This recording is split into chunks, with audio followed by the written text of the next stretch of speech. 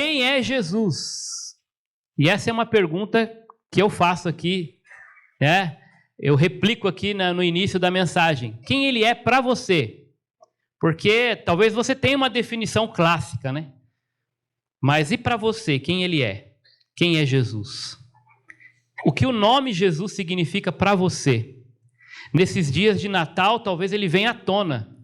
Se bem que estava ouvindo um relato de um pastor que ouviu de um membro de sua igreja, numa programação de Natal da escola dos seus filhos, aquela programação linda de Natal que as escolas fazem, o pai relatou que durante toda a programação da escola, o nome de Jesus não foi citado sequer uma vez.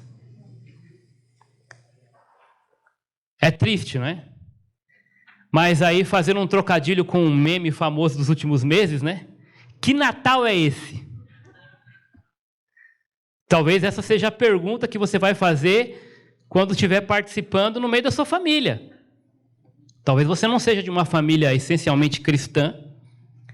E, como o pastor mesmo disse aqui, às vezes nós nos reunimos no Natal e não lemos um texto, talvez nós olhamos agora para essa história da escola e ficamos impressionados. Uau! Mas aí passamos a nossa noite de Natal e também não citamos o nome de Jesus ali. Nem sequer fazemos uma oração agradecendo a Deus pela vinda de Jesus. Mesmo que a sua família não seja cristã, você está ali, você tem a obrigação de impressionar, né, esse ambiente com a verdadeira mensagem. Fazer uma lembrança ali de que esse momento aqui, ele está diretamente relacionado com uma pessoa, com o Salvador. Então nós vamos olhar para o texto de hoje, e nós já temos aprendido bastante aí um pouco sobre Jesus, né? Porque não podemos esgotar o assunto quem é Jesus, né? Seria muita pretensão nossa aqui. Nós vamos, em 4 domingos, explicar para todo mundo aqui tudo, né? Todo o significado da pessoa, do nome, de Jesus. Não dá, do seu caráter, não dá. Mas nós temos nos deliciado aí, né, nessas últimas semanas. Falamos sobre, me ajuda aí, Jesus como Emanuel. Depois falamos do leão de Judá semana passada. Falamos da raiz de Davi. E hoje, Jesus aqui tem 4 nomes. Mas antes de entrar nesse versículo, um pouquinho do contexto desse versículo de Isaías, capítulo 9. Isso aqui acontece, essa profecia, num contexto de mais ou menos 8 séculos antes de Cristo. E era um contexto muito difícil para o povo de Deus, porque o Império Assírio, ele estava dominando na época, e já havia destruído o Reino do Norte. E agora restava o Reino do Sul, onde Isaías estava localizado, Judá. E ali então, diante de toda essa pressão que o povo sofria com a iminência da chegada dos assírios, havia um clima de desesperança, um clima de desespero até, aquela expectativa. Alguns conheciam profecias, promessas, mas como eu falei para vocês na mensagem passada que eu trouxe aqui sobre Jesus sendo a raiz de Davi, a respeito dos profetas, quando nós olhamos, né, e imaginamos os profetas e as profecias, pensamos em gente que chega para pesar a mão sobre o povo, né, trazer mensagens assim de condenação, né, para apontar o erro. Então o pessoal até treme quando, né, imagina a chegada de um profeta ou, né, se deparar com uma profecia. Mas não, gente, muitas vezes os profetas vinham para trazer uma mensagem de esperança, para trazer à memória do povo as promessas de Deus de salvação, da chegada do Messias prometido. E aqui está mais uma maravilhosa profecia a respeito da esperança que esse povo deveria cultivar e não esquecer das promessas de salvação de Deus para o seu povo, de proteção. Então, Isaías, aliás, ele é até comparado como um evangelista, né? Como se fosse o evangelho no Antigo Testamento. Isaías fala muito do que o profeta que mais fala da vinda do Messias. Dessa ideia de evangelho a partir da pessoa do Messias, da boa notícia, da chegada, da esperança viva de Israel. E ele vai dizer aqui no verso 6 do capítulo 9, diante de todo esse clima de desespero, desesperança, desconfiança, ele vai dizer: um menino nos nasceu, um filho nos foi dado, e o governo está sobre os seus ombros. Ele será chamado Maravilhoso Conselheiro, Deus Poderoso, ou conforme outras versões, Deus Forte, Pai Eterno, ou Pai da Eternidade, e Príncipe da Paz.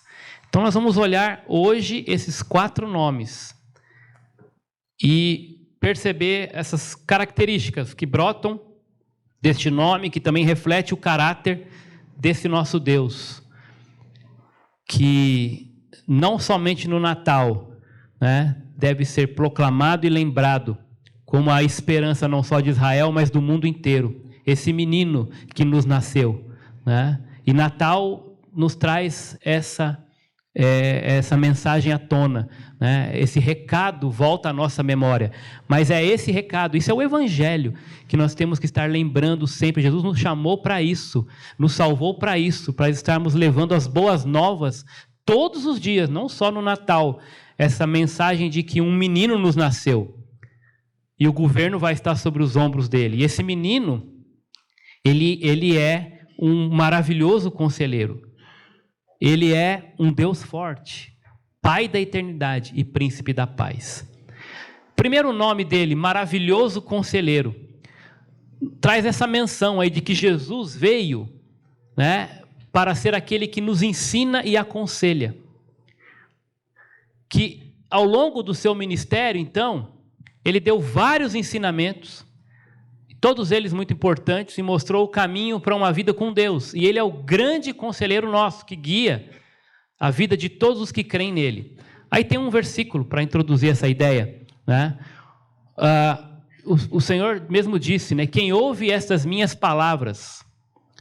E esse é o grande objetivo de um conselheiro, né? Quando ele está analisando a situação e com sabedoria, trazendo uma proposta prática para frente, para o futuro, a ideia é que a pessoa não só escute, mas também execute aquele conselho, coloque em prática aquilo.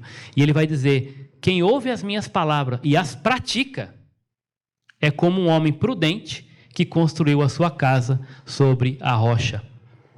E quando nós não só ouvimos ou aprendemos, lemos, né, a respeito dos conselhos de Jesus por meio da sua palavra, e nós colocamos em prática, isso é o que vai dar sustentação e segurança para a nossa vida. O termo maravilhoso aqui, traduzindo ele, vai significar uma capacidade intelectual, né? Aquilo que está acima de ser compreendido pelo intelecto humano, ou acima do conhecimento humano. Se vocês perceberem e lerem a história da vida de Jesus e sua obra, nós vamos perceber isso, essa característica dele marcante em toda a sua vida. O nascimento dele, para começar, foi um nascimento maravilhoso. Não é verdade? Nasceu de maneira especial, concebido a partir de uma virgem. Nascimento maravilhoso, não temas, né? Você ficará grávida. José, não tema receber Maria como sua esposa, o que foi gerado nela é do Espírito Santo. Aí Jesus começa a crescer, seus ensinos foram todos eles maravilhosos, eles deixavam os homens de boca aberta. Como pode? Esse menino aí é filho de um carpinteiro, olha como ele fala com autoridade, os demônios se submetem. Maravilhoso os seus ensinos, os seus milagres. O conceito de milagre já traz em si a maravilha, né? A gente tem que tomar cuidado para não ficar barateando o milagre, né? Eu estava com a dor de cabeça e estava 5 minutos para vir para a igreja e passou. Deus fez um milagre. Não, passou a dor de cabeça, irmão. Tá? Então, o milagre é aquilo que só Deus pode fazer e ninguém tem explicação para a solução dele. Tá? Dor de cabeça tem remédio que ajuda, né?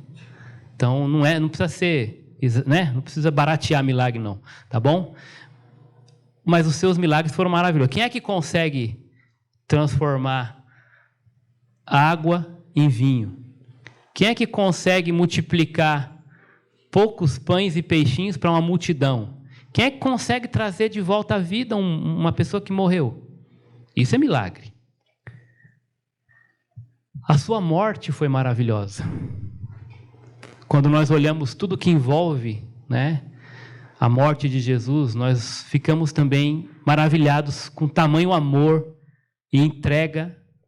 Ele não tinha culpa, ele não merecia, mas ele se entregou por nós. Morte maravilhosa, ressurreição maravilhosa, como ele tinha predito, como as profecias falavam, ao terceiro dia, ele venceu a morte.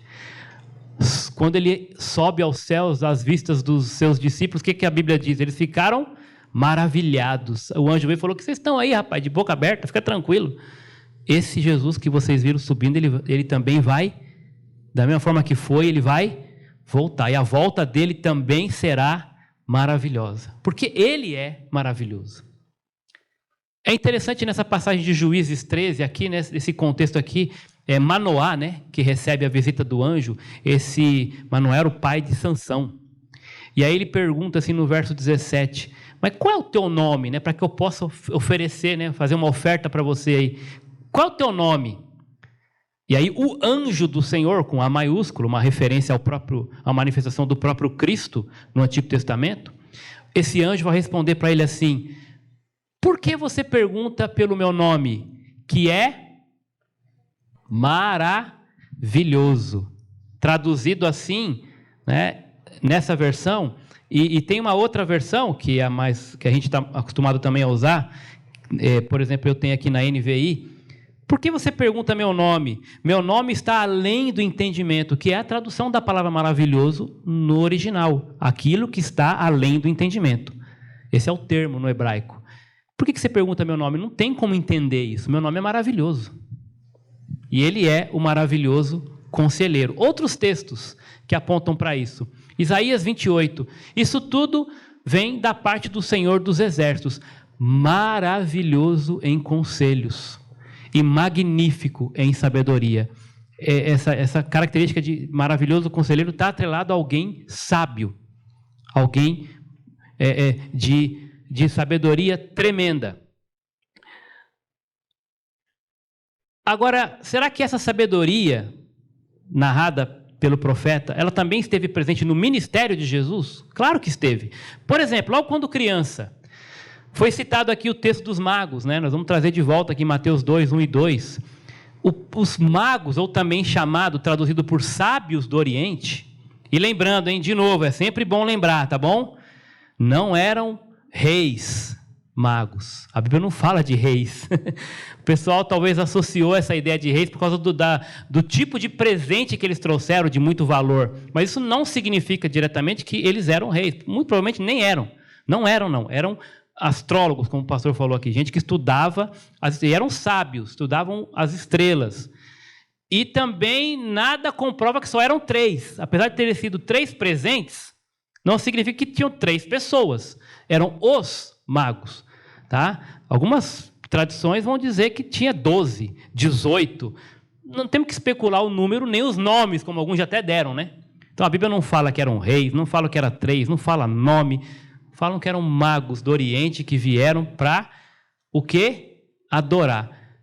O texto vai dizer ali então, especialmente no verso 2, onde está o recém-nascido rei dos judeus? Vimos a sua estrela no Oriente e viemos adorá-lo. Então, se os caras eram sábios e vieram adorar esse menino, isso comprova, né, a maravilha da pessoa de Cristo, da sua sabedoria também, né? Ele é um maravilhoso conselheiro. Desde pequenininho, de criança, já teve gente sábia reconhecendo isso e vindo para adorar. Tem muita gente que se diz sábia hoje, que acha que conhece mais que ele, que sabe mais que ele é um qualquer, como qualquer outro profeta. Mas ele não é apenas um homem. Nós vamos ver isso depois também. Ele é um maravilhoso conselheiro. Quando ele tinha 12 anos de idade, ele é encontrado lá em Jerusalém entre os sábios. E ele estava ali impressionando os doutores da lei com as suas respostas. Lucas 2 vai narrar isso nos versos 46 e 47. Depois de 3 dias o encontraram no templo, sentado entre os mestres, ouvindo-os, isso é muito importante, né? E fazendo pergunta, debatendo com eles ali, conversando mesmo, 12 anos de idade. Todos os que o ouviam, todos, ficavam o quê? Maravilhados com o seu entendimento e com as suas respostas. Jesus era especial, maravilhoso conselheiro. Ainda nesse contexto, lá, pulando mais para frente, ali, verso 52, Jesus ia crescendo em sabedoria, estatura e graça diante de Deus e diante dos homens. Desde pequenininho, esse maravilhoso conselheiro já estava manifestando, né, na sua vida, no seu jeito de andar, né? Escutando, perguntando e respondendo, e já as pessoas percebiam que ele era diferente. Maravilhoso conselheiro. Lá em Marcos, o evangelista Marcos vai dizer assim: quando chegou o sábado, Jesus então começa já, adulto aqui, a ensinar na sinagoga. E muitos dos que o ouviam ficavam o quê? Admirados ou maravilhados. E eles perguntavam assim: de onde lhe vêm essas coisas? Que sabedoria é esta que lhe foi dada? E estes milagres que ele faz, de onde isso vem? Então, isso aqui é uma prova do que o profeta havia dito. Esse menino que nasceu será um maravilhoso conselheiro. Como esse mundo tem carecido de bons conselhos, não é, irmãos? Deus, eu acredito, Ele preparou a sua igreja para ser esse povo que vai agir, manifestando essa graça do conselho sábio a partir da fonte, que são as Escrituras. Então, meu irmão, às vezes você busca conselhos em outras fontes, porque talvez agrade mais os seus ouvidos. E certamente você tenha colhido na sua vida muita coisa amarga por ter buscado conselhos e dado ouvido a conselhos de homens, e não de gente sábia que busca na fonte da Escritura, da palavra de Deus, o maravilhoso conselho que vem, que brota da pessoa do próprio Jesus, porque Jesus Cristo é a palavra. Então, meu irmão, primeiro, busque a verdadeira sabedoria e o verdadeiro conselho na fonte, na Bíblia. Ela é a fonte desse maravilhoso conselheiro. Brota dali. E segundo, uma vez que você busca ali, sirva este mundo com o conselho que brota da fonte. Às vezes nós também falhamos muito por dar conselhos, conselhos que são ignorantes, conselhos que são achômetros, né? Ou impressões do nosso coração pecaminoso e corrompido, e não conselhos que provêm e brotam da Escritura. Você fala talvez porque você ouviu alguém dizer, mas não porque você conhece a palavra. Então fica aqui uma repreensão para todos nós. Esse maravilhoso conselheiro é o seu Deus. Esse menino, ele nasceu também para você. E você diz que ele é o Senhor da sua vida. Se ele é o Senhor da sua vida, ele é o seu conselheiro. Ele é a quem você recorre primeira ou unicamente diante de um problema. É a fonte que brota da Escritura, que você bebe, é dela que você bebe para dar sequência nos passos da sua vida. Se ele é o seu conselheiro, então você está capacitado a aconselhar o próximo. Se não, arrependa-se, vai buscar de novo na fonte. Não saia dando conselhos que você está ouvindo a mídia, ou qualquer outro filósofo, ou psicólogo, ou teólogo, apenas humano, que não busca os seus conselhos na fonte. E eu falo até teólogo mesmo, tá, irmãos? Porque tem teólogo aí que fala de si e não fala da Bíblia. E se diz teólogo. Quem somos nós para trazer uma revelação nova? Quem somos nós para dar um conselho novo ou que confronta com a profunda sabedoria da Escritura. Alguns vão dizer assim, a Bíblia está dizendo isso, mas hoje em dia nós temos que fazer uma releitura, porque os tempos mudaram. Quem somos nós para fazer releitura daquilo que é eterno, daquilo que é perfeito, que é a palavra de Deus? Quem somos nós? Nós temos que fazer uma releitura do nosso coração, não da Bíblia. A Bíblia não precisa de releitura. Paulo também vai falar sobre isso, que ele vai falar mais para os que foram chamados, tanto judeus como gregos, e aqui está a exortação para nós, né, que fomos chamados. Cristo é o poder de Deus e a sabedoria de Deus. Cristo e a sua palavra. O segundo nome dele é Deus forte.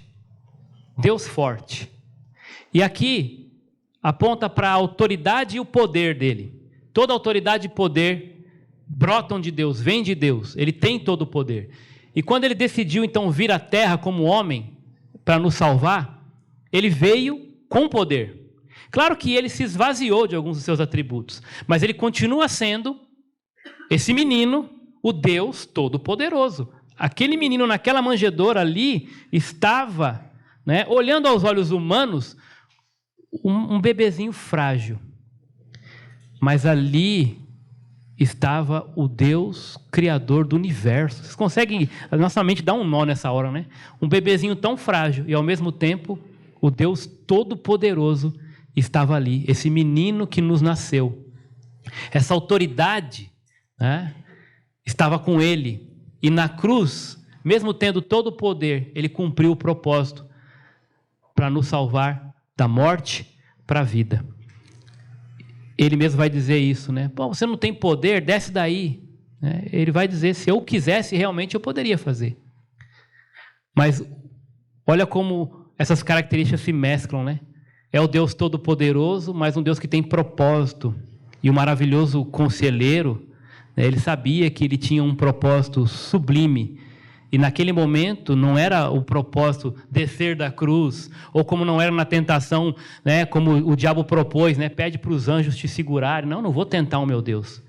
Isso faz parte da sabedoria do maravilhoso conselheiro, apesar de também ser o Deus forte, o Deus Todo-Poderoso.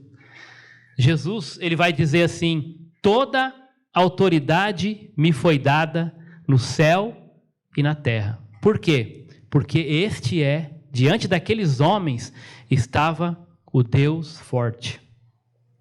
O Deus que tem todo o poder. Não apenas um homem, um grande profeta, ou até um sábio, mas é o Deus Todo-Poderoso. Ele não seria apenas humano, essa criança, esse menino, seria o próprio Deus. Um menino nos nasceu. E mais, não apenas um Deus, mas o Deus conosco. O Emanuel, que mais à frente Isaías vai dizer, por isso o Senhor mesmo lhe dará um sinal, a virgem ficará grávida e dará à luz um filho e lhe chamará Emanuel, que quer dizer Deus conosco.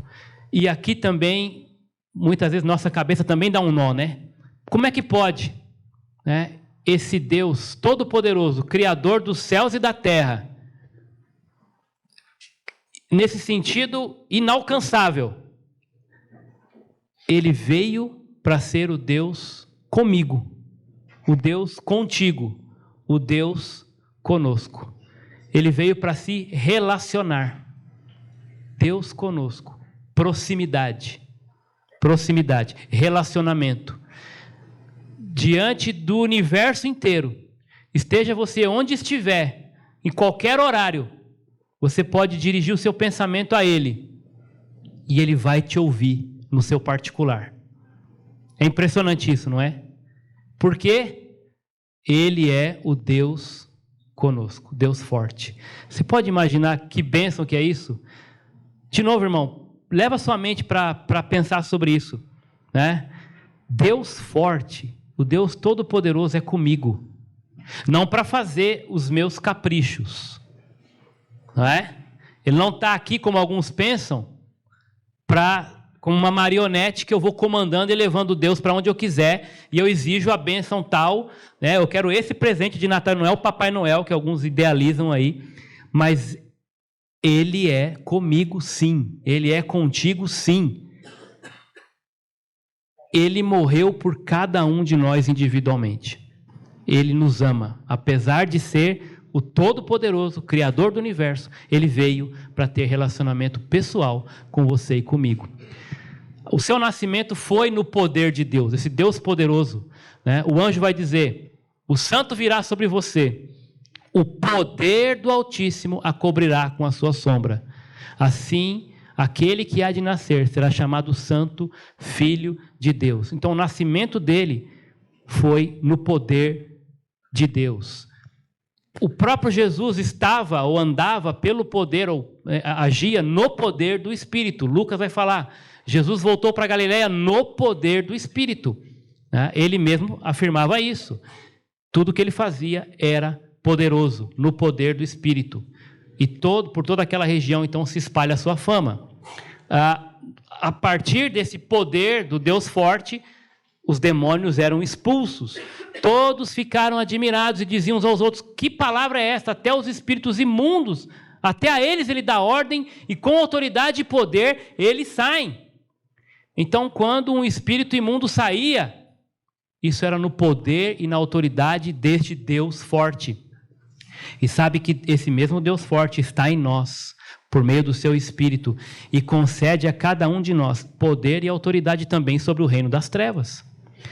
Infelizmente tem gente aí fazendo showzinho com isso. E quando acontece um milagre, quando acontece uma expulsão de demônio, muitos não devolvem essa glória para aquele que tem todo o poder e toda a autoridade. Se Deus te usar para qualquer coisa que seja nessa vida, meu irmão, você só pode fazer algo de bom por causa dele, por causa do poder e da autoridade que ele te dá.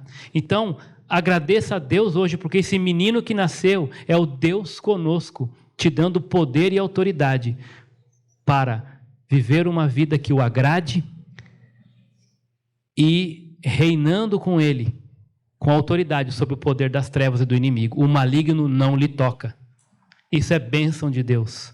É poder de Deus sobre você, guardando sua saída e guardando a sua entrada. O Deus forte vai contigo. Esse é o nosso Deus. Esse é o menino que nos nasceu nesse Natal. Jesus curava também com poder. E esse mesmo poder e autoridade nós desfrutamos no poder do Espírito. Somos instrumentos, ferramentas na mão de Deus para fazer o que Ele quiser, na hora que Ele quiser. Nós não estamos aqui para encaixotar Deus. O problema é que, de novo, muitas vezes tem gente que barateia isso ou que não devolve a glória para Ele quando Ele nos usa para operar um milagre poderosamente. E o maior de todos os milagres, sabe qual é, irmão? E esse Ele te deu liberdade para proclamar? Sabe qual é? De tirar uma pessoa do império das trevas e transportar ela para o reino da luz. É a proclamação do Evangelho. Esse é o maior milagre que pode acontecer na vida de uma pessoa. E Ele te deu poder e autoridade, te ordenou, vá e pregue esse milagre. Certo dia, quando Ele ensinava, estavam sentados ali fariseus e mestres da lei, procedentes de todo o povoado da Galileia, Judéia e Jerusalém. E o poder do Senhor estava com Ele para curar os doentes. E todos procuravam tocar nele, porque dele saía poder que curava a todos. Esse é o Deus forte, poderoso, com toda a autoridade. Você pode também, meu irmão, na mesma autoridade e poder do Espírito, orar por cura, orar por milagre. Deus é o Deus todo-poderoso, o Deus forte, Ele vai contigo. O que você não pode é achar que o mérito é seu, ou que é você que determina o tempo e a hora das coisas acontecerem. Deus é o Deus da vida, o Deus da morte. Deus é quem dá, Deus é quem permite que as coisas também não aconteçam. Toda a glória seja dada para Ele. O que nós temos que fazer é nos submeter a esse poder e autoridade. Nós oramos por cura. Muitas vezes, Deus vai dizer, essa pessoa, ela não vai ser curada. Essa enfermidade vai levá-la. Mas Ele sabe o que está fazendo. Toda a glória é para Deus. A vida é assim. Muitas vezes, eu lembro de um episódio onde uma igreja reunida, orando por 2 diáconos. Os 2 adoeceram ao mesmo tempo, de doenças gravíssimas. E a igreja se colocou de joelho para orar por eles. E o pastor disse que, passado alguns meses, estava a igreja reunida de novo, toda junta para um culto de gratidão. E diante daquelas pessoas estava um dos diáconos ali curado daquela enfermidade de morte, dando testemunho do cuidado de Deus, da bênção de Deus sobre a vida dele, e como ele era grato por Deus ter curado e restaurado a sua saúde. E no mesmo culto, eles estavam agradecendo porque o outro irmão tinha ido se encontrar com o Senhor. Também estava curado, só que num outro plano. Nós somos egoístas, né? Muitas vezes queremos só para nós. Mas eles estavam agradecendo. Aprove ao Senhor levar o outro irmão. Toda a honra e toda a glória para o Deus forte, todo-poderoso. Isso aconteceu também com os discípulos, né? Quando estavam orando. Tiago, né? É Tiago, né? Que é morto. E Pedro é libertado e bate na porta. Lá os caras até pensam que é um fantasma. Eles estavam orando pela cura, pela libertação. Um Deus levou, o outro Deus libertou. Para ser o grande apóstolo também, depois ali no começo da igreja. Toda a honra e toda a glória para Deus, o Deus forte. Pai da eternidade. Esse é o nosso Deus. Pai da eternidade. Ele é eterno, Ele é Deus, não tem princípio nem fim. Quando Ele morre, a morte não consegue vencer, porque Ele é mais forte do que ela, né? Jesus ressuscitou e vive para sempre. Assim como Ele é eterno, Ele também dá, Ele compartilha da sua vida, a vida eterna, com todos aqueles que nele creem. Ele vai dizer, eu sou o alfa, o ômega, o primeiro e o último, o princípio e o fim. Correndo um pouquinho aqui por causa do tempo.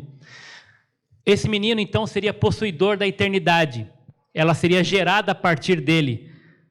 João vai dizer no seu primeiro evangelho, na sua primeira carta, sabemos também que o Filho de Deus veio e nos deu entendimento para que conheçamos aquele que é o verdadeiro. E estamos naquele que é o verdadeiro e em seu Filho Jesus Cristo. Este é o verdadeiro Deus e ele é a vida eterna. Esse então aplicaria essa eternidade ao seu povo. Foi exatamente isso que ele fez conosco. Paulo vai dizer, o salário do pecado é a morte, mas o dom gratuito de Deus é o quê? A vida eterna, onde? Em Cristo Jesus, o nosso Senhor. Só quero trazer aqui um detalhe. A vida eterna em Cristo Jesus. Ele é o Deus da eternidade, sempre existiu. E Ele é o único que é eterno. Então, o que significa a vida eterna?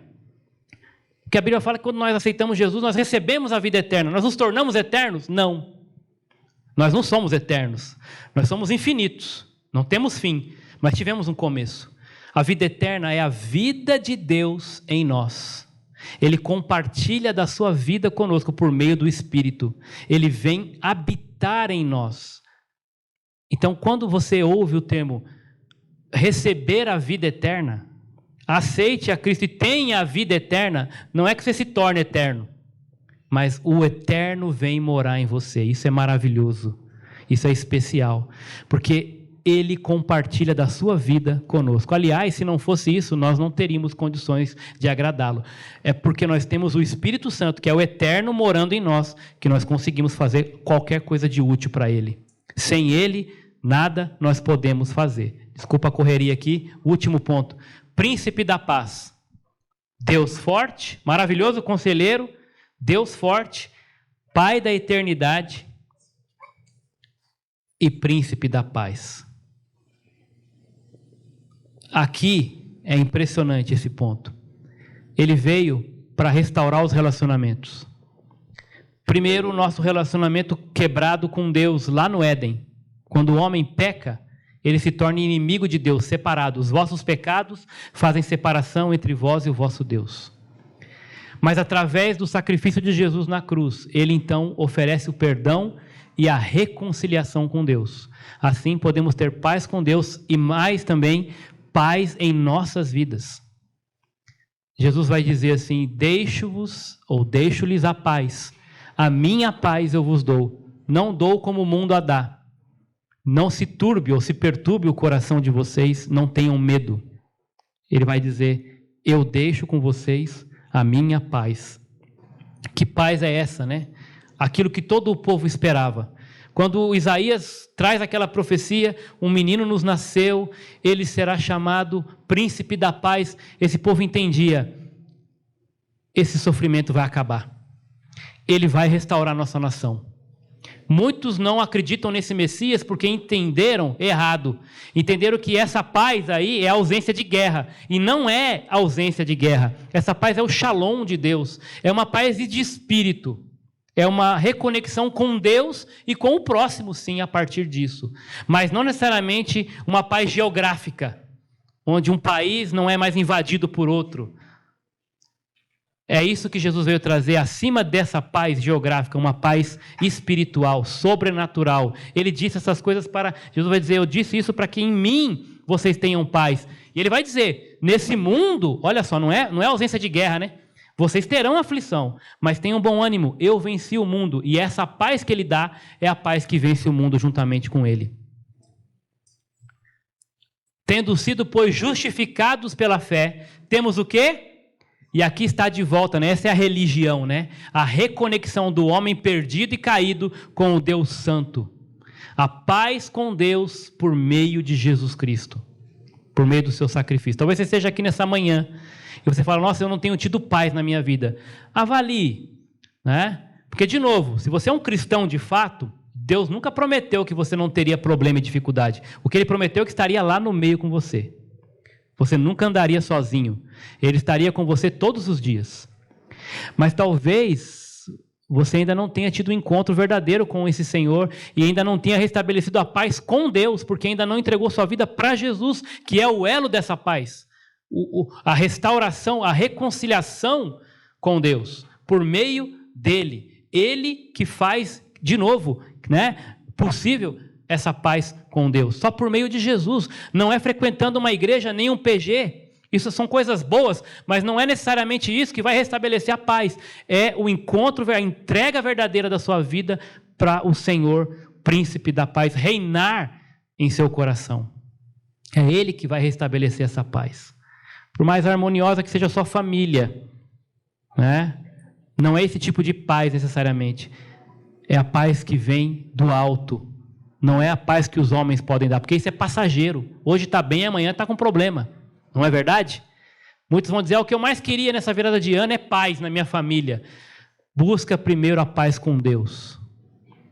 E a partir da paz com Deus, as outras coisas vão ser acrescentadas, porque a sua maneira de enxergar vai mudar. A sua maneira de entender, né, a sua atitude de ceder, de amar, de perdoar, de andar mais uma milha, você tendo a paz com Deus, você vai entender, puxa, mas Ele me perdoou de algo, né, que eu não poderia jamais pagar. Agora fica fácil perdoar o seu próximo, quando você entende isso. A paz de Deus, essa mesma paz que reconectou você com Ele, ela excede todo entendimento, e ela mesma vai guardar o quê? O seu coração e a sua mente. E é através dessa paz que guarda coração e mente, que nós podemos ter paz nos nossos relacionamentos, porque ela está guardada em Cristo Jesus. E é essa a ideia. Ele inaugurou esse reino do Shalom, dessa paz que não é mais do que a ausência de guerra, é uma reconciliação, né? O reino que vem até nós, o reino de Deus em nós e através de nós. Nós já estamos nesse reino, o reino da paz, o reino do Shalom. Ele mesmo nos resgatou do domínio, do reino das trevas e nos transportou para um reino de amor, o reino de paz, o reino de reconciliação, por meio dele mesmo. Já que estamos então recebendo esse reino que é inabalável, sejamos então agradecidos, irmãos, e adoremos a Deus de modo aceitável, com reverência e com temor. Essa deve ser sua atitude de submissão a esse príncipe, o príncipe da paz. Ele é então, segundo o reverendo Ageu Magalhães, aliás, boa parte dessa estrutura aqui eu tirei de uma mensagem dele. Ele é o príncipe do Shalom. Além de nos colocar em paz com Deus, nós que outrora éramos inimigos, ele traz então esse Shalom nas nossas vidas de forma geral e faz com que os relacionamentos sejam restaurados. Eu termino então perguntando para você, diante de tudo isso, quem é Jesus para você? O que esse nome significa? Será que nesse Natal você pode tomar uma decisão de falar mais dele, de anunciar esse maravilhoso conselheiro, buscando mais na fonte da palavra dele, talvez determinando no seu coração um compromisso de ler a Bíblia inteira no próximo ano, de fazer o seu devocional com um pouco mais de tempo e cuidado. Deus forte, poderoso, com autoridade, e com essa mesma autoridade você vai pedir para Deus te dar e te revestir de poder, para com essa mesma autoridade e força você proclamar esse Deus no império das trevas para aqueles que estão perdidos e falar com autoridade do poder de Deus, orar com autoridade diante desse poder de Deus para cura, para milagres, para a glória dele, não para a nossa. Pai da eternidade, aquele que te deu, compartilhou a eternidade com você e você deve compartilhar também com outros anunciando o evangelho e restabelecendo a paz, os relacionamentos. Talvez tenha alguém aqui nesse salão que você não está em paz com essa pessoa, mas se Deus já restabeleceu a paz contigo, você não tem o direito de não ficar em paz com o teu próximo. Se depender de você, tenha paz com todos, meu irmão. Vai atrás, persiga. Faça isso para a glória de Deus, porque se Ele é o príncipe, você tem que se submeter a Ele. Você é servo, você é escravo, você é súdito desse príncipe. Então você tem que ser como Ele, buscar a paz. Quero só terminar com uma leitura aqui de um texto de John Haggai, Dr. John Haggai, sobre o Cristo incomparável. Aquele que vem do alto está acima de todos, Cristo, o incomparável. Quem é esse Cristo que falo? Os personagens de destaque na história perdem sua importância na presença do incomparável Cristo. Ele é a coroa do universo, o cumprimento das profecias, o salvador do mundo. Cristo sobrepuja a todos. Ele é a vox humana em toda a música e a estática em toda a escultura. Ele é a mistura mais aprimorada de luz e sombra em toda a pintura. Ele é o ápice da realização em qualquer empreendimento. Para o artista, ele é o suprassumo da beleza. Para o arquiteto, a pedra fundamental. Para o astrônomo, ele é a estrela da manhã. Para o padeiro, ele é o pão da vida. Para o biólogo, ele é a vida. Para o construtor, o alicerce seguro. Para o carpinteiro, ele é a porta. Para o médico, ele é o médico dos médicos. Para o educador, ele é o grande mestre. Para o engenheiro, o caminho novo e vivo. Para o geólogo, ele é a rocha eterna. Para o escritor, a palavra viva. Para o fazendeiro, ele é o semeador, o senhor da colheita.